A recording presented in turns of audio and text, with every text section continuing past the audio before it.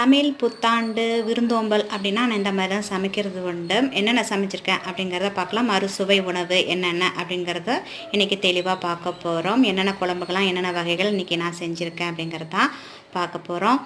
பார்க்கலாமா?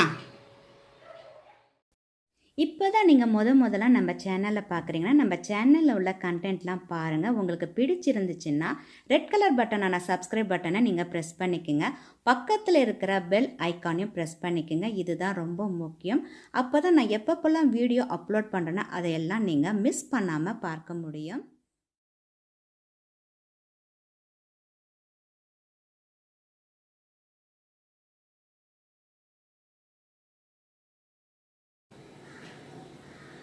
தமிழ் புத்தாண்டுக்கு மத்தியானம் சமையலுக்கு தேவையான பொருட்கள் என்னென்ன அப்படிங்கிறத பார்த்துறோம். இதில் முக்கியமாக பார்த்திங்கன்னா அறுசுவை உணவு முக்கியமாக 6 சுவை உள்ள உணவு நம்ம சமைக்கணும். அதில் என்னென்ன பொருட்கள் நான் எடுத்து வச்சுருக்கேன் அப்படிங்கிறத பார்த்தலாம். முதல் சுவைன்னு பார்த்திங்கன்னா இனிப்பு எடுத்து வச்சுருக்கேன். அறுசுவையில் ஃபஸ்ட்டு பார்க்க போகிறது இனிப்பு. அதுக்கு சேமியா பாயசம் ஜவரிசி போட்டு அதுக்கு சர்க்கரை எடுத்து வச்சுருக்கேன். அதுக்கு வெல்லம். அடுத்தது பார்த்திங்கன்னா உவர்ப்பு, அதாவது உப்பு. அதுக்கு நான் பார்த்திங்கன்னா புடலங்காயில் தான் உப்பு இருக்கும் இயற்கையாகவே. அதனால புடலங்காய் பொரியல் பண்ணுறது அதுக்கு தேவையான வெங்காயம் பச்சை மிளகாய் எடுத்து வச்சுருக்கேன். அடுத்தது பார்த்திங்கன்னா புளிப்புக்கு மாங்காய் பச்சடி பண்ணலான்னு சொல்லிட்டு அதை எடுத்து வச்சுருக்கேன். அடுத்தது பார்த்திங்கன்னா கசப்புக்கு பார்த்திங்கன்னா பாகக்காரில் இருக்கிறதுனால அதுக்கு தேவையான வெங்காயம் அதில் எடுத்து வச்சுருக்கேன். அடுத்தது பார்த்திங்கன்னா துவர்ப்பு பார்த்திங்கன்னா வாழைப்பூவில் இருக்கிறனால வாழைப்பூ பொரியல் பண்ணுறேன். அதுக்கு அடுத்தது பார்த்திங்கன்னா உரப்புக்கு பார்த்திங்கன்னா உருளைக்கிழங்கும் பலாக்கொட்டையும் போட்டு வறுவல் செய்யலான்னு இருக்கேன். அதுக்கு தேவையான தக்காளி வெங்காயம் அதெல்லாம் அதில் இருக்குது. இதில் இன்னொன்று கவனிச்சிங்கன்னு பார்த்திங்கன்னா வாழைப்பழம் போட சொல்லுவோம்ல, பலா வாழை அது மாதிரி காயிலையும் பார்த்திங்கன்னா பார்த்திங்கன்னா வாழைப்பூ சேர்க்குறேன். வாழைப்பழத்தில் வர அந்த இதில் வாழைப்பூ சேர்க்குறேன். பலாப்பழத்துக்கு பதிலாக பலாக்காய் போட்டு இதில் வறுவல் செய்கிறேன். அந்தமாரி பார்த்திங்கன்னா மாங்காய் 3த்தையும் நான் அதில் மாம்பழத்துக்கு பதிலாக இங்கே மாங்காய் காயும் சேர்க்குறேன் பழமும் சேர்க்குறேன். சித்திரை திருவிழாக்கு, அதாவது புத்தாண்டுக்கு. அதை தவிர்த்து பார்த்திங்கன்னா வடை பாயசம் செய்யணும் இல்லையா, அதனால் வடை காலையிலே ஊற வச்சுருக்கேன். ரொம்ப நேரம் வடை மாவு உளுந்து ஊறக்கூடாது, அதனால் காலைல ஊற வச்சுருக்கேன். அடுத்தது பார்த்திங்கன்னா சாம்பாருக்கு துவரம்பருப்பு எடுத்து வச்சுருக்கேன். இதில் அதுமாரி புளி 2த்துக்கும் எடுத்து வச்சுருக்கேன். சாம்பாருக்கும் வச்சுருக்கேன். இதில் ரசத்துக்கும் எடுத்து வச்சுருக்கேன். முருங்கைக்காய் போட்டு சாம்பார் பண்ண போகிறேன். அடுத்தது பார்த்திங்கன்னா ஒரு சாம்பாருக்கு தேவையான சின்ன வெங்காயம் தக்காளி பச்சை மிளகா. அதேமாரி இது ரசத்துக்கு தேவையான பச்சை மிளகா பூண்டு. இது வடைக்கு தேவையான பச்சை மிளகா வெங்காயம்.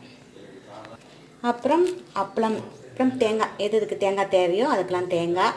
தாளிக்கிறதுக்கு கடுகு, அப்புறம் பார்த்திங்கன்னா சீரகம் சோம்பு வெந்தயம் இதெல்லாம் எடுத்து வச்சுருக்கேன். அடுத்தது கருவேப்பிலை கொத்தமல்லி பொதுவாக எதுக்கு தேவையோ அதுக்கெல்லாம் ஆட் பண்ணுறதுக்காக எடுத்து வச்சுருக்கேன். சமையல் செய்கிறதுக்கு தேவையான எண்ணெய் இன்னும் கொஞ்சம் ஊற்றிக்கணும். அடுத்தது குழம்புத்தூள், மிளகாய்த்தூள், மஞ்சத்தூள், உப்புத்தூள். அப்புறம் எல்லாத்தையும் சமைச்சு முடித்து படைக்கிறதுக்கு எடுத்து வைக்கிறதுக்கு தேவையான வாழை இலை எடுத்து வச்சுருக்கேன். இப்போ இதெல்லாம் காய்கறியாக இருக்குது. இதெல்லாம் சமைச்சிட்டு எப்படி சமைக்கிறேன் அப்படிங்கிறதையும் உங்களுக்கு நான் காட்டுறேன். பார்த்திங்கன்னா மாங்காய்லாம் நான் சீத்தி இந்த மாதிரி எடுத்து வச்சுருக்கேன். இந்த மாதிரி இதை இருக்கு இல்லையா, இந்த சீத்துறது பீலர், இதை வச்சே நான் சீத்திட்டேன் மெல்லிசா. அப்புறம் சீக்கிரம் வெந்துடும் அது. அடுத்தது பார்த்திங்கன்னா புடலங்காய் இந்த மாதிரி சின்ன சின்ன இது பொரியல் பண்ண போகிறேன். இது மாங்காய் பச்சடிக்கு, இது பொரியலுக்கு கொஞ்சோண்டு மிளகாத்தூள் கடவுளாம் தாளித்து இது ஊறுகாய் மாதிரி. அப்புறம் வாழைப்பூ பொரியலுக்கு இது பாவக்காய்லாம் வெட்டி வச்சுருக்கேன். ஃபஸ்ட்டு இதெல்லாம் கொஞ்சம் கொஞ்சமாக ரெடி பண்ணிவிட்டு அடுத்த சாப்பாடு செய்யலாம். இப்போ புடலங்காய்க்கு பார்த்திங்கன்னா கொஞ்சோண்டு உப்பு, ரொம்ப அதிகமாக இல்லாமல் கொஞ்சம் சுத்தமாக உப்பை போட்டு நொறுங்க இந்த மாதிரி கிளறி வச்சுக்கணும். தாளிக்கிறதுக்கு முன்னாடி அதுமாரி ரெடி பண்ணி வச்சாச்சு. பருப்பு பார்த்திங்கன்னா வேக வச்சு எடுத்து வச்சுட்டு மஞ்சத்தூள் போடாமல் இப்போ பொரியல் செய்கிறதுக்காக வானல் காமிச்சு. அடுத்தது இதில் பார்த்திங்கன்னா பலாக்கொட்டை வச்சுருந்தால அதை 2ஆக வெட்டி இதில் போட்டு வேக வச்சுருக்கேன். அடுத்தது பார்த்திங்கன்னா உருளைக்கிழங்கு பார்த்திங்கன்னா வறுவலுக்கு செய்கிறதுக்கு அதுக்கு தனியாக போட்டிருக்கேன். ஏன்னா இது 2த்தையும் சேர்த்து போட்டோம்னா இது குழஞ்சி போய்டும். இதுக்கு ஒரு 3 நாள் சவுண்டாவது வேணும் அதுக்கு. இப்போ இதில் பார்த்திங்கன்னா பொரியல் சேர்க்கறதுக்கு கடுகு உளுத்தம் பருப்பும் அதில் போட்டிருக்கேன். நான் ஒரு டீஸ்பூன் போட்டிருக்கேங்க பொரியலுக்கு. இப்போ இது வதக்க தேவையில்லை. இதில் புடலங்காவை சேர்த்துக்கலாம். ஏன்னா இதுலேயே தண்ணி விடும், அதனால ரொம்ப தண்ணி விட வேண்டாம். அதில் அதாவது பிகினருக்காக சொல்கிறேன்.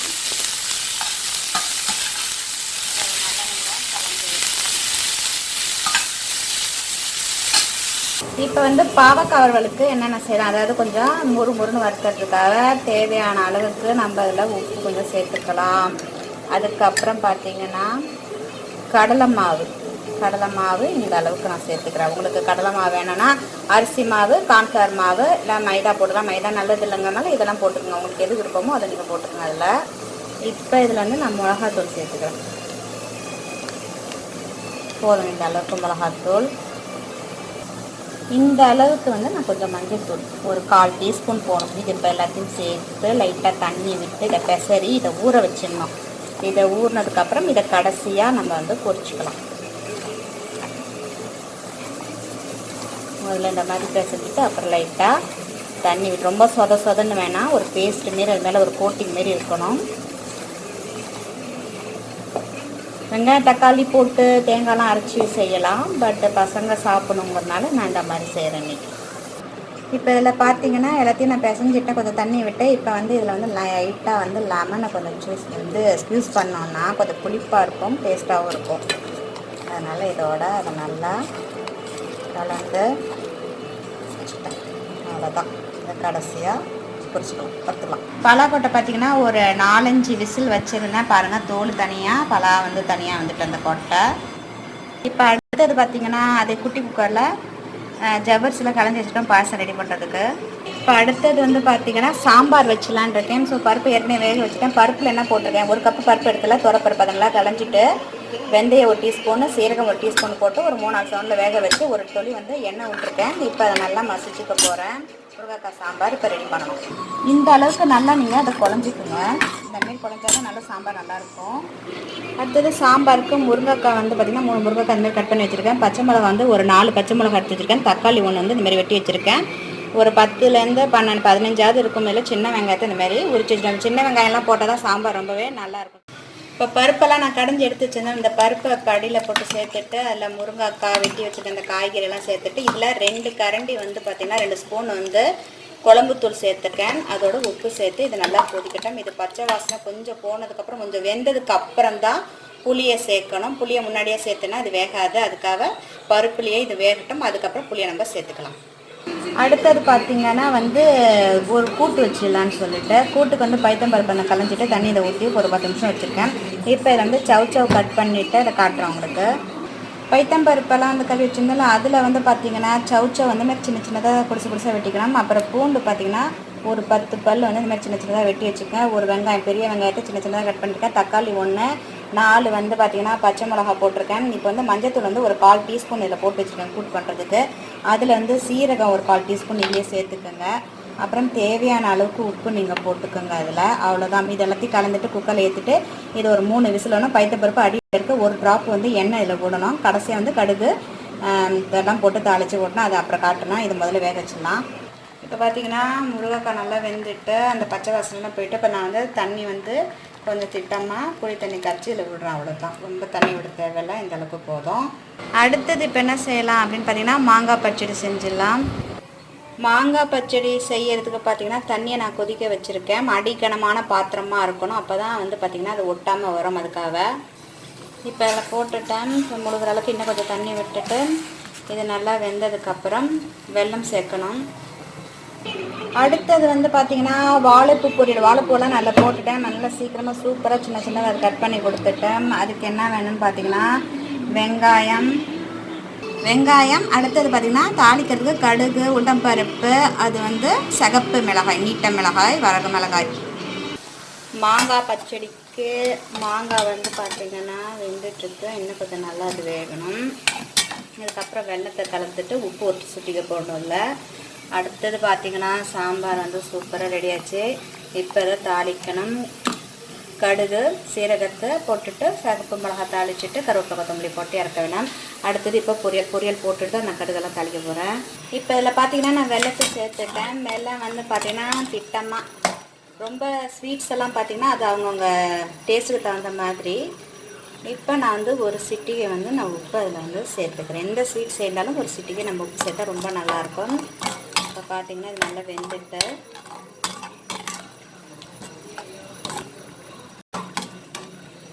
ரொம்ப குழஞ்சி போனாலும் நல்லா இருக்காது சாப்பிட்டு. பார்த்திங்கன்னா பொரியலுக்கு வந்து பார்த்திங்கன்னா கடுகு உளுத்தம்பருப்பு போட்டாச்சு, வெங்காயம் 1, 4 வந்து வரகு மிளகா தான் நீட்டு மிளகாவை போட்டேன். மிப்பது எல்லாத்தையும் வதக்கணும். இப்போ வந்து பார்த்திங்கன்னா பொரிச்சுட்டு சூப்பராகவே வந்து அந்த சாப்பை வந்து வெட்டி கொடுத்தாச்சு. அதனால் ஈஸியாக இருக்குது இப்போ சமைக்கிறதுக்கு. இப்போ இதை லைட்டாக நான் வதக்கி எடுத்துட்டு இது ரொம்ப நேரம் வதக்காமல் கொஞ்சம் இதில் தேவையான அளவுக்கு தண்ணி விட்டுடுங்க. ரொம்ப ஊற்ற வேணாம், ஏன்னா ஏற்கனவே அது பொருசாக இருக்கிறதுனால வேகிற அளவுக்கு. இதில் வந்து பார்த்திங்கன்னா தேவையான அளவுக்கு சால்ட்டு சேர்த்துக்கணும். அவ்வளோதான். இதை வந்து நல்லா கிளறி விட்டு ஒரு மூடி போட வேண்டியதுதான். இப்போ சாம்பார் பார்த்திங்கன்னா நான் வந்து பெருங்காயத்தை இப்போ தான் சேர்ப்பேன். கடைசியாக தான் பெருங்காயத்தை சேர்த்துட்டு அதுதான் டேஸ்ட்டாக முன்னாடி போட்டால் அது டேஸ்ட் நல்லா இருக்காது, அதனால் போட்டுட்டு இதில் வந்து என்னென்னா கடுகு சீரகம் அப்புறம் பட்டை மிளகா, அதாவது சிகப்பு மிளகா வந்து தாளிச்சிருக்கேன். இதை இப்போ இதில் சேர்க்க போகிறேன். அவ்வளோதான். சேர்த்துட்டு இப்போ வந்து கருவேப்பிலையும் கொத்தமல்லியும் போட வேண்டியதான். அதில் கொதிக்கும் போதே பார்த்திங்கன்னா ஒரு துளி வந்து வெல்லம் போட்டுக்கோங்க, அது ரொம்ப நல்ல டேஸ்ட்டாக இருக்கும். அதாவது அந்த புளிப்புத்தன்மை கட்டுப்படுத்துறதுக்காக போடுவாங்க. நான் இப்போ கடைசியாக தான் சேர்த்துருக்கேன். வெல்லம் வந்து ஒரு துளி போட்டுக்கணும். இப்போ எல்லாமே ரெடி ஆகிடுச்சு. இதில் வந்து கருவேப்பிலை கொத்தமல்லி போட்டோம். அவ்வளோதான். மாங்காய் பச்சடிக்கு தாளிக்கிறதுக்கு கடுகு உளுத்தம்பருப்பு அப்புறம் வந்து சிகப்பு மிளகாய் வந்து பார்த்திங்கன்னா 2 இதை கட் பண்ணி அதில் போட்டிருக்கேன். அதில் வந்து இப்போ நம்ம கொஞ்சோண்டு பெருங்காயம் சேர்த்துருக்கேன். அதில் கருவேப்பிலை கடைசியாக சேர்த்துக்கணும். இப்போ எல்லாத்தையும் அதில் கலந்துட்டேன். இல்லை தேங்காய் தேவைங்கிறவங்க தேங்காவும் திருவி போட்டிங்கன்னா சூப்பர் டேஸ்ட்டாக இருக்கும். தேங்காய் போடணுன்னா 2-3 நாள் நம்ம வச்சு சாப்பிட்லாம். இதை இப்போ கூட்டு ரெடி ஆகிடுச்சு. இதில் வந்து கடுகு சீரகத்தை வந்து தாளிச்சிட்டு இதில் கொட்டியிருக்கேன் நான். அதோட கருவேப்பிலை இருக்குது. இப்போ அதை நல்லா நான் கலந்து விட்டுக்கிறேன். இதில் இந்த அளவுக்கு நான் பெருங்காயத்தை சேர்த்துக்கிறேன். இப்போ கூட்டு ரெடி ஆகிடுச்சு. இதோட ஒரு பங்கு நல்ல டேஸ்ட்டாக வேணும். முன்ன வந்து தேங்காய் இருக்குது பார்த்திங்களா, தேங்காவையும் நீங்கள் வந்து சீரகத்தையும் அரைச்சி இதில் நீங்கள் சேர்த்துக்கலாம். நான் வந்து இதோட நிறுத்திட்டேன். நான் தேங்காய் எண்ணெயில் இந்த கூட்டை செஞ்சதுனால தேங்காய் ரொம்ப அதிகமாக சேர்க்கல. ஏன்னா எங்கள் வீட்டு பெரியவங்களுக்கும் சாப்பாடு கட்டி கொடுக்கணும், அதாவது லஞ்சுக்கு அனுப்புறதுக்காக நிறைய நினைக்கி தேங்காய் எதுவும் சேர்க்கலை. அவங்க தேங்காய் சேர்த்தா சாப்பிட மாட்டாங்கன்னு, அதாவது மாமனார் மாமியாருக்கு. அதனால் இன்றைக்கி எல்லாமே வந்து நான் தேங்காய் வந்து அதிகமாக பயன்படுத்தாமல் தான் செஞ்சுருக்கேன். நம்ம செய்கிறோம் சாப்பிட்றோம் அப்படின்னா நம்ம தேங்காவும் அதாவது சீரகத்தையும் அரைச்சி நீங்கள் எல்லாம் சேர்த்துக்கலாம். அடுத்தது பாயசத்துக்கு நான் பால் வந்து ஒரு 1/2 லிட்டர் வந்து போட்டுட்டு கொஞ்சோண்டு தண்ணி சேர்த்து கொதிக்க வச்சுட்டு அதுக்கப்புறம் சேமியா சேர்த்துருக்கேன். அதோட பார்த்திங்கன்னா ஏலக்காய் காஞ்ச திராட்சைலாம் போட்டிருக்கேன். ஜவ்வரிசி வந்து குக்கரில் வேக வச்சு அதையும் நான் அதில் சேர்த்துருக்கேன். இப்போ இதில் வந்து ஒரு சிட்டிக்கு இந்த அளவுக்கு நான் வந்து சால்ட்டை சேர்த்துக்கிறேன். ஸோ இது நல்லா வெந்ததுக்கப்புறம் நான் வந்து நீங்கள் வந்து சுகர் சேர்க்கணும், வெள்ளையாக வேணும் அப்படின்னு பார்த்தீங்கன்னா நீங்கள் சுகர் சேர்த்துக்குங்க. சுகர் வந்து உங்கள் டேஸ்ட்டுக்கு தகுந்த மாதிரி சுகர் சேர்த்துங்க. நான் வந்து நாட்டு சர்க்கரை தான் அதில் சேர்த்துக்க போகிறேன். இதோட நான் வந்து முந்திரி பருப்பு சேர்த்துருக்கேன். நீங்கள் வேணால் நெய்யில் கூட அந்த முந்திரி பருப்பை கலந்து செய்யுங்க. அடிப்பிடிக்காமல் அப்படி கிளறிட்டே இருங்க, லோ ஃப்ளேம்லேயே வச்சு இதை வேக இது கொஞ்சம் வெந்ததுக்கு அப்புறம் தான் வந்து நான் வந்து வெல்லத்தை சேர்க்க போகிறேன். இப்போ ரெடி ஆகிட்டது. ஸோ ஜவ்வரிசி சேமியா பாயசம் ரெடி. வெள்ளையாக இருக்கணும்னா நீங்கள் சர்க்கரை சேர்க்கலாம், இல்லைன்னா வந்து பார்த்தீங்கன்னா சுகர், அது இல்லைன்னா தேன் சேர்த்துக்கலாம். நான் இதில் வந்து நாட்டு சர்க்கரை சேர்க்கறனால இது ப்ரௌன் ஆகிடும். இப்போ பார்த்தீங்கன்னா பாயசம் ரெடி ஆகிட்டு நான் சொன்ன மாரி நாட்டு சர்க்கரை சேர்த்ததுனால கலர் இந்த மாதிரி இருக்குது. ஜவ்வரிசிலாம் முடிச்சுட்டு அழகாக இருக்குது. பாயசம் ரெடி ஆகிட்டு இதை நான் ஆஃப் பண்ணிட்டேன். அடுத்தது வந்து ரசத்துக்கு என்னென்ன பார்த்தீங்கன்னா மிளகு எடுத்திருக்கேன். மிளகு சீரகம், அதாவது 1 ஸ்பூன் மிளகு சீரகம் எடுத்திருக்கேன். 2 சிகப்பு மிளகா, 2 பச்சை மிளகா. அதுக்கு அடுத்தது பார்த்திங்கன்னா பூண்டு வந்து ஒரு 7-8 பல் முழுசாகவே எடுத்துக்கலாம் நம்ம தோலோட. இப்போ அந்த இதெல்லாம் போட்டுக்கிறேன், கருவேப்பிலை கொத்தமல்லி அதையும் நான் அதில் சேர்த்துட்டு இதோட சேர்த்து தனியாத்தூளும் நான் சேர்த்துக்கிறேன். இப்போ இதை நல்லா அரைச்சிக்கணும் ரசத்துக்கு இது. இப்போ பார்த்திங்கன்னா ரசத்துக்கு 2 தக்காளி, பழுத்த தக்காளி 2, அது பெரிய தக்காளியாக நல்லா வந்து இந்த மாதிரி இப்படி பிசைஞ்சிக்குங்க. மிக்சியில் போட்டு ஆட்டினீங்கன்னா அது வேறு டேஸ்ட் ஆகிடும். அதனால் இந்த டேஸ்ட்டில் இருக்கிறதுனால நல்ல டேஸ்ட்டுனா இதுமாரி நல்லா பிசைஞ்சிக்குங்க. அந்த தண்ணியில் தேவையான அளவுக்கு அதில் உப்பையும் மஞ்சத்தூளும் சேர்த்துட்டேன். இப்போ நம்ம அரைச்சி வச்சுருக்கோம் இல்லையா மிக்சி ஜாரில், அதெல்லாம் வந்து நீங்கள் இதில் சேர்த்துக்கணும். சேர்த்துட்டு கொதிக்க விடணும். புளியை வந்து பார்த்திங்கன்னா ஒரு நெல்லிக்காய் சைஸ் இந்த மாதிரி ரசத்துக்கு ரெடி பண்ணிட்டேன். இதோடு சேர்த்து அந்த தக்காளி எல்லாத்தையும் மசாலாவையும் சேர்த்துறேன். ரசத்தை அந்த கலந்தது புளி தண்ணியோட ரசத்துக்கு தேவையான அந்த பவுட்ரு எல்லாத்தையும் சேர்த்துட்டேன். நம்ம அரைச்சதெல்லாம் அதோட ஒரு துளி வந்து வெள்ளத்தையும் இதில் சேர்த்துட்டு இப்போ நல்லா அதை கலந்துட்டு நல்லா கொதி ஒன்றுது. அடுத்தது வந்து பார்த்திங்கன்னா உருளைக்கிழங்கு ஃப்ரைக்கு நான் ஃபஸ்ட்டு வந்து சோம்பு போட்டுறேன். இதில் வந்து பார்த்திங்கன்னா குழம்பு தூள் வந்து ஒரு 2 கரண்டி போட்டிருக்கேன். அதுக்கப்புறம் உப்பு தேவையான அளவு. இப்போ இதை நல்லா பச்சை வாசனை போகிற வரைக்கும் கலந்துட்டு கொஞ்சோண்டு தண்ணி விட்டு வேக வச்சதுக்கப்புறம் தான் உருளைக்கிழங்கு, அதாவது பாயில்டு பொட்டேட்டோ வந்து சேர்த்துட்டு அதுக்கப்புறமாக்கி பார்த்திங்கன்னா பலாக்காய் வேக வச்சுருக்கேன்னா அதை சேர்க்கணும். இப்போ இந்த இதில் பார்த்திங்கன்னா ரசம்லாம் ரெடி ஆகிடுச்சு. கடுகு சீரகமெல்லாம் தாளிச்சாச்சு. வெங்காயம் தக்காளி எல்லாம் போட்டு நம்ம வதக்கணும்ல உருளைக்கிழங்குக்கு, அது இப்போ ரெடி ஆகிட்டேன். இந்த ஸ்டேஜில் நம்ம கட் பண்ணி எடுத்து வச்சுருக்க பலாக்கொட்டை இருக்குல்ல, அதை வேக வச்சு அதேமாரி உருளைக்கிழங்க வேக வச்சு தோல் வச்சதை நான் இதில் வந்து சேர்க்குறேன். நான் சேர்த்துட்டு இப்போ அதை நல்லா கலந்து விட்டுக்கணும்.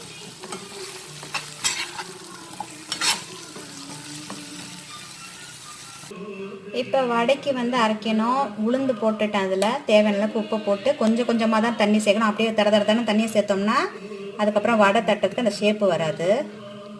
இப்போ பார்த்தீங்கன்னா உளுந்துக்கு வந்து அரைச்சாச்சு உப்பு போட்டு. இதில் வந்து இந்தமாரி பொடுசாக ஒரு 4 பெரிய வெங்காயத்தை இந்தமாரி எடுத்து வச்சுருக்கேன். இப்போ இதில் கலந்துட்டு இதில் ஒரு 4லேருந்து 6 மிளகா, அதாவது உரப்பு காரத்துக்கு தேர்ந்த மிளகாவும் கருவேப்பிலையும் சேர்த்துட்டு வடை தட்ட வேண்டியதான். இப்போ வந்து பெரிய வெங்காயத்தை போட்டுட்டேன். அந்தமாரி கருவேப்பிலை பச்சை மிளகாலாம் போட்டாச்சு. இதை வந்து நல்லா பிசைஞ்சிட்டு வடை தட்டி போட வேண்டியதான். இலை நீங்கள் வாங்கும்போது பார்த்திங்கன்னா நுனி இலையாக கேட்டு வாங்கிக்கோங்க. அப்போ பார்த்திங்கன்னா சின்னதாக ஒரு இலையை வச்சு தான் கட்டி தருவாங்க. இந்த இலையை வந்து நம்ம வந்து வடை தட்டிக்கிறதுக்கு எடுத்துக்கலாம். அதாவது பிகினருக்கு சொல்கிறேன் நான். எண்ணெய் அந்த சைடு காஞ்சிட்ருக்கு. இப்போ வாழை இலையில் தண்ணியை நம்ம ஃபஸ்ட்டு இந்தமாரி தொட்டுக்கணும். தொட்டுட்டு தேவையான அளவுக்கு உருண்டை இதில் எடுத்து இப்படி வச்சு ரவுண்டாக அப்படி தட்டிட்டு நடுவில் ஒரு ஓட்டை, அவ்வளோதான். இதை போட வேண்டியதுதான். உங்களுக்கு வந்துடும். இதுவாக போட்டிங்கன்னா அதெல்லாம் ரெடி ஆகிடும். அவ்வளோதான் வடை. இப்படி ஒன்றா தட்டி போட வேண்டியது. இன்னொன்று உங்களுக்கு போட்டு காட்டுறேன். ஏன்னா கேமரா எடுக்கும்போது கொஞ்சம் கஷ்டமாக இருக்குது. சாதாரணமாக போடணும், நமக்கு இருக்கிறது போட்டுடலாம். இப்போ இன்னொன்று நான் போட்டுட்டேன்.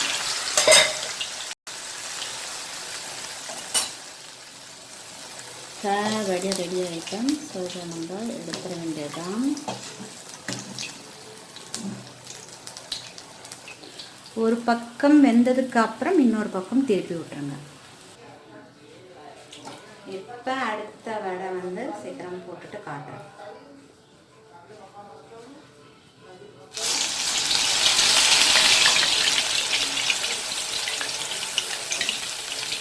இன்னும் 4 வடை அப்படியே போட்டுக்கலாம். பார்த்து நீங்கள் போடும்போது பார்த்து போடுங்க. இதில் வந்து நான் 3 வடை போடுறேன். இது வெந்ததுக்கப்புறம் திருப்பி ஒன்று.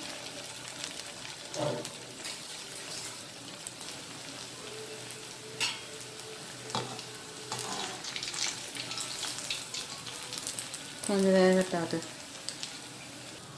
இப்போ வடை ரெடி ஆகிட்டு இப்போ எடுக்க வேண்டியதான். அதான் சூப்பராக டேஸ்ட்டாக ரவுண்டாக வடை ரவுண்டுன்னா ஒரு ஷேப்பாக வந்திருக்கு. இதுமாரி மற்றதையும் போட்டு எடுக்க வேண்டியதுதான். இப்போ பாவக்காயெல்லாம் கலந்து வச்சுருந்தோம் இல்லையா, மசாலாலாம் போட்டு அதை வந்து இப்போ வந்து எண்ணெய் சட்டியில் வந்து போட்டு பொன்னிறமாக அதை வந்து பொரித்து எடுக்க வேண்டியது. அந்த பாவக்காய் அதோடு எடுத்துகிட்டு அப்பளத்தை பொரிச்சு எடுத்தோன்னா சமையல் எல்லாம் முடிச்சிச்சு. வடை இன்னும் நாங்கள் சுட்டுட்ருக்காப்புல. இங்கே பாவக்காய் ரெடி ஆகிட்டு இருக்குது. நான் கொஞ்சோண்டு போட்டு எடுத்துகிட்டு வந்திருக்கேன். சமையலெல்லாம் ரெடி பண்ணிவிட்டு எல்லாத்தையும் இப்போ நான் வந்து அரேஞ்ச் பண்ணி இந்த பக்கம் எடுத்து வச்சுருக்கேன். என்னென்ன இருக்குது இதில் எக்ஸ்ட்ரா வந்து பார்த்திங்கன்னா கூட்டு ஒன்று செஞ்சுருக்கேன். காரக்குழம்பும் செஞ்சாச்சு எல்லாத்தையும் சேர்த்து. இப்போ என்னென்ன இருக்குது அப்படின்னு பார்த்தலாம். ஃபஸ்ட்டு பார்த்திங்கன்னா சாதத்தை நான் இதுலேயே வச்சுட்டேன் இந்த எலக்ட்ரிக் குக்கரில். அடுத்தது பார்த்திங்கன்னா சாம்பார், முருங்கைக்காய் சாம்பார். அடுத்தது ரசம். ரசத்துக்கு அடுத்தது பார்த்திங்கன்னா காரக்குழம்பு, கத்திரிக்காய் பூண்டெல்லாம் போட்டு ஏற்கனவே வந்து நான் வீடியோ போஸ்ட் பண்ணியிருக்கேன், தேவையானங்க செக் பண்ணிக்கோங்க. அப்புறம் பார்த்திங்கன்னா கூட்டு வச்சுருக்கேன். கூட்டு வந்து பார்த்திங்கன்னா சவு பூண்டெல்லாம் போட்டு கூட்டு இருக்குது. வாழைப்பூ வந்து பொரியல், உருளைக்கிழங்கும் பலாக்காய் போட்ட வறுவல் இது. அடுத்தது பார்த்திங்கன்னா புடலங்காய் வந்து பொரியல் பண்ணியிருக்கேன். மாங்காய் பச்சடி, பாவக்காய் வந்து வறுவல் பண்ணியாச்சு. தயிருக்கு மாங்காய் வந்து இந்தமாரி மிளகாத்தூள் உப்புத்தூள் போட்டிருக்கேன். தேவையானங்க கடுகு கூட நீங்கள் தாளிச்சிக்கலாம், உப்பு ஜாடியில் இருக்குது. அடுத்தது பார்த்திங்கன்னா இனிப்பில் வந்து பாயசம் இருக்குது.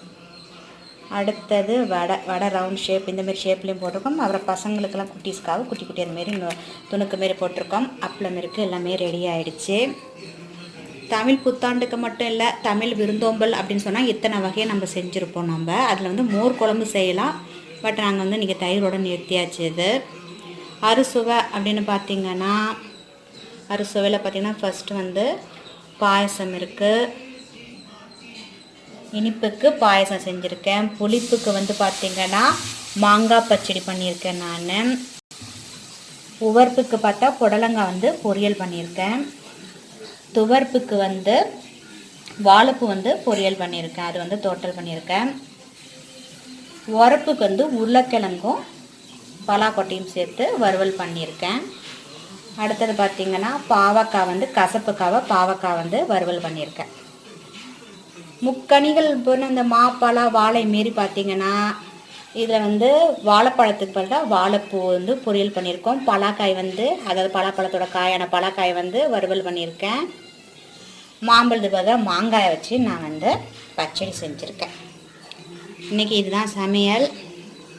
இனிமேல் தான் இதெல்லாம் வந்து வாழை இலையில் போட்டு சாப்பிட்ணும். அதுக்கு முன்னாடி இதை பேக் பண்ணணும். ஒவ்வொருத்தங்களுக்கும் ஒரு பழக்கம் இருக்கும். எங்கள் வீட்டில் வந்து பார்த்திங்கன்னா இந்தமாரி தான் பழக்கம் இருக்குது. இந்தமாரி சமைக்கிறது, அறுசுவையும் சேர்த்து செய்கிறது தான் வந்து அதுமாரி. அதாவது சொன்ன பாருங்க பாருங்கள், இனிப்பு புளிப்பு கசப்பு துவர்ப்பு உவர்ப்பு அப்புறம் வந்து காரம் அந்த மாதிரி செய்கிறது தான். அதனால் இன்றைக்கி அதுமாரி செஞ்சுருக்கேன். உங்கள் வீட்டில் நீங்கள் எப்படி செஞ்சு படைப்பீங்க அப்படின்னு நீங்கள் சொல்லுங்கள். நேத்தி வந்து எப்படி எல்லாம் முதல் நாள் வந்து தமிழ் புத்தாண்டுக்கு எப்படி வந்து நம்ம வந்து படைக்கிறது அப்படிங்கிறதெல்லாம் நேத்தியை நான் காட்டிட்டேன். அந்த வீடியோ வந்து டிஸ்கிரிப்ஷன் பாக்ஸில் தரேன், தேவையானவங்க நீங்கள் பாருங்கள். அதை இதெல்லாம் அழகாக கேரியரில் எடுத்து வச்சுட்டு வாழை இலையில் போட்டுட்டு காக்காவுக்கு வந்து படைக்கணும். அதனால் எடுத்து வச்சுட்டு தான் அதுக்கப்புறம் தான் சாப்பிடணும். இப்போ கேரியரில் ஒன்று ஒன்றா அடுக்கி வச்சாச்சு. சாம்பார் சாதம் வச்சாச்சு, சாம்பார் ரசம் எடுத்து வச்சாச்சு. அதுக்கப்புறம் பார்த்திங்கன்னா பொரியல் எடுத்து வச்சுட்டு வாழை இலையில் வந்து இந்த வறுவல் எடுத்து வச்சுருக்கேன். இதில் வந்து வாழைப்பூ பொரியல், அதில் அப்புறம் இந்த ஓரத்தில் வந்து பாவக்காய் வறுத்தோம் இல்லையா, அதை எடுத்து இதில் வச்சுட்டு மூடி போட்டேன். மாமியோட வந்து இந்த பாத்திரம் பார்த்திங்கன்னா அந்த கேரியர் வந்து SM அவங்களோட பேர். இது ரொம்ப வெயிட்டாக நல்லாயிருக்கும். பார்த்திங்கன்னா அஞ்சரை அந்த காலத்து இது நான் சொல்கிறது கேரியர். இதை செட்டாக காட்டுறவங்களுக்கு. அப்புறம் குட்டி கேரியரில் வந்து பார்த்திங்கன்னா பாயசம் எடுத்து வச்சாச்சு, காரக்குழம்பு எடுத்து வச்சுட்டேன். அதுக்கு மேலே வடையை இதில் எடுத்து வச்சாச்சு. கேரியரில் எடுத்து வச்சாச்சு. இந்த கேரியர் தான் இப்போ நம்ம வச்சுருக்க கேரியர்லாம் பார்த்திங்கன்னா இந்த மாதிரி டைப்பில் இருக்கும். இப்பயும் கிடைக்கிது. ஆனால் அந்த காலத்தில் வந்து பார்த்திங்கன்னா அவங்களோடது வந்து நல்லா ஸ்ட்ராங்காக இருக்கும். தொடன்னு என்ன சொல்கிறது, உடையிற மாதிரி இருக்காது. இந்த மாதிரி திருவுருது எனக்கு ரொம்ப பிடிக்கும். அந்த காலத்தில் இருக்கிறவங்களாம் பார்த்திங்கன்னா எங்கள் அம்மா மாமி அவங்கெல்லாம் பார்த்திங்கன்னா இந்த மாதிரி அழகாக வச்சுருப்பாங்க. அவங்களோட செட்டு ரொம்ப வெயிட்டாகவும் இருக்கும், அதுமாதிரி நல்லாயிருக்கும் அது குவாலிட்டியாக பார்க்குறதுக்கு. ஸோ இன்றைக்கி நான் சாப்பாடெலாம் அவங்களுக்கு கட்டும் போது உங்களுக்கு காட்டலாம் அப்படின்னு சொல்லிட்டு காட்டுறேன் நான். இப்போ வாழை இலை, நுனி வாழை இலை போட்டாச்சு. நுனி வாழை இலை போடும்போது பார்த்திங்கன்னா இடது பக்கம்தான் இந்த வந்து நுனி வந்து வரணும். அது இதில் என்னென்ன வச்சுருக்கேன் அப்படிங்கிறத ஃபஸ்ட்டு பார்த்துலாம். மறுசுவையை ஃபஸ்ட்டு பார்த்துலாம். இனிப்புக்கு வந்து பாயசம் வச்சுருக்கேன். புளிப்புக்கு வந்து மாங்காய் வந்து பச்சடி, உவர்ப்புக்கு புடலங்காய் பொரியல், துவர்ப்புக்கு வாழைப்பூ பொரியல், உரப்புக்கு உருளைக்கிழங்கு பலாக்கொட்டை வறுவல். அடுத்தது பார்த்திங்கன்னா காப்புக்கு அதாவது காரத்துக்கு பார்த்திங்கன்னா பாவக்காய். அதுக்கு அடுத்தது பார்த்திங்கன்னா இந்த நுனி வாழையில் இந்த இடத்துல உப்பும் இந்த இடத்துல வந்து அந்த மாங்காய் இருக்குல்ல அந்த காரத்தூள் போட்டிருந்தேன் அது. அடுத்தது வந்து நெய் வச்சுருக்கேன் இந்த சின்ன இதில். அடுத்தது 2 வடை இதில் இருக்குது. அதுக்கப்புறம் பார்த்திங்கன்னா ஃபஸ்ட்டு சாம்பார், முருங்கைக்காய் சாம்பார். அடுத்தது ரசம். ரசத்துக்கு அடுத்தது காரக்குழம்பு, தயிர், சவுச்சவு போட்ட கூட்டு வச்சுருக்கேன். அதுக்கப்புறம் சாதம், அப்பளம். எங்கள் வீட்டில் இன்றைக்கி தமிழ் புத்தாண்டுக்கு மட்டும் இல்லை, விருந்தோம்பல் அப்படின்னாலே நான் இந்த மாதிரி தான் சமைச்சு பரிமாறுறது உண்டு. உங்கள் வீட்டில் நீங்கள் எப்படி சமைப்பீங்க அப்படிங்கிறத கமெண்ட்ஸ் பாக்ஸில் மெசேஜ் பண்ணி விடுங்க. தாம்பூலத்தட்டு கொடுக்கறதுக்கு கீழே வந்து பார்த்திங்கன்னா வெத்தலை எடுத்து வச்சுருக்கேன், வாழைப்பழம் இருக்குது. அடுத்தது வந்து பாக்கு, மஞ்சள், குங்குமம், பூவு, குங்குமம். விருந்தோம்பல் முடிக்கும் போது கிளம்புறேன் அப்படிங்கும்போது நம்ம இந்த மாதிரி வச்சு கொடுக்கணும் அவங்களுக்கு தாம்பூலத்தட்டு. அதுதான் ரொம்ப முக்கியம். ஒருத்தவங்க வந்தோன்னா நம்ம அவங்களுக்கு தண்ணி கொடுக்கணும், உட்கார வச்சு அவங்களுக்கு தேவையானதை கொடுத்ததுக்கப்புறம் சாப்பாடை நம்ம பரிமாறணும். பரிமாறினதுக்கப்புறம் எல்லாத்தோட முக்கியமாக இன்பமாக சந்தோஷமாக அவங்களுக்கு பரிமாறணும். அதுமாரி 4 கிழமைக்கும் மற்றவங்களுக்கு சாப்பாடு மற்றவங்க வீட்டுக்கும் அதை நம்ம சொந்தக்காரங்களுக்கு கொடுத்து அனுப்பணும். சாப்பாடெலாம் விருந்தோம்பலாம் முடிஞ்சதுக்கப்புறம் இந்தமாரி ஒரு தாம்பூலத்தட்டு கொடுத்து அனுப்பணும். தேங்க்ஸ் ஃபார் வாட்சிங்.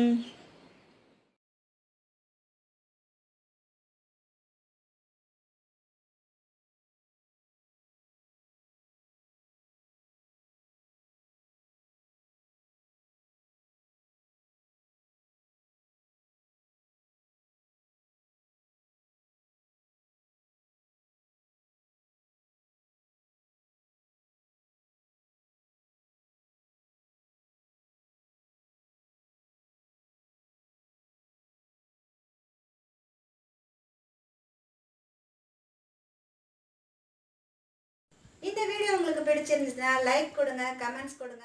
நம்ம சேனலை சப்ஸ்கிரைப் பண்ணாதவங்க சப்ஸ்கிரைப் பண்ணி வச்சுக்கோங்க. பக்கத்தில் இருக்கிற பெல் ஐக்கானையும் ப்ரெஸ் பண்ணிக்கோங்க. உங்கள் ஃப்ரெண்ட்ஸ் அண்ட் ரிலேட்டிவ்ஸ்க்கும் ஷேர் பண்ணுங்க. நன்றி. மீண்டும் சந்திப்போம்.